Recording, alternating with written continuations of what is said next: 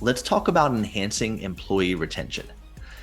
More specifically, let's talk about operational succession planning, or OSP, as a strategy for reducing turnover. We don't want turnover. We want to enhance the internal growth of our team members.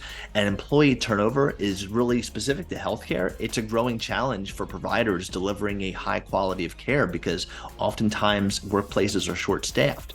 And as our US population demographics are shifting, as our population ages, it's going to leave this field of healthcare and a lot of other professional areas poised to lose a lot of key leaders and employees to retirement at a time when patient care has never been more complex. So operational succession planning may be one solution to manage this looming challenge in healthcare and other areas of business. It's the process of identifying and developing the next generation of leadership. And to investigate this, just to show that there's some proof in the pudding, there was a study in 2022 done by Ms. Jennifer Hefner that talked about the relationship between OSP and employee turnover. It was called The Challenge of Employee Retention in Medical Practices Across the US. And they investigated the link between operational succession planning and employee turnover.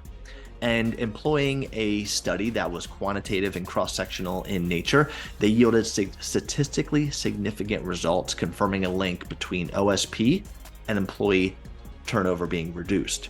Consequently, OSP proves to be an effective mechanism for enhancing retention, not just in the medical practices, but in other aspects of healthcare, wellness, and fitness, business, athletics, wherever you may work. So the findings suggest that if we focus on OSP, it can serve as an effective mechanism for increasing retention in our practice, in our businesses and organizations. So let's talk about operational succession planning and how crucial it is for long-term success, for sustainability of your workplace team. You are building leaders within, and you're creating a framework for everybody to be supportive of one another. There's 3 key tips to help you implement OSP effectively in your place. So let's talk about them. First, identify key roles and skills. So start by identifying key roles within your team that are critical for maintaining smooth operations. Determine the specific skills and knowledge that is required for each role.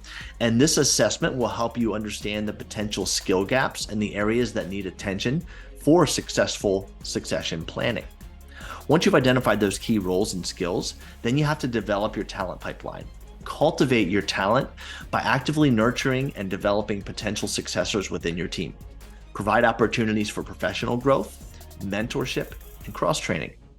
Encourage team members to expand your skills, to expand their skills and your skills as a leader, the knowledge to help them prepare for future leadership roles.